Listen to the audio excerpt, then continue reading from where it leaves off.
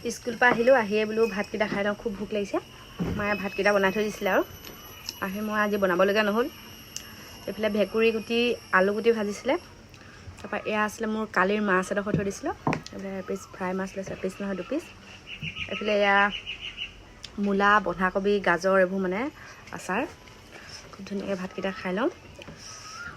ৰাতিপুৱা একো খাই নাযাওঁ যে খুব ভোক লাগে আহি পিনি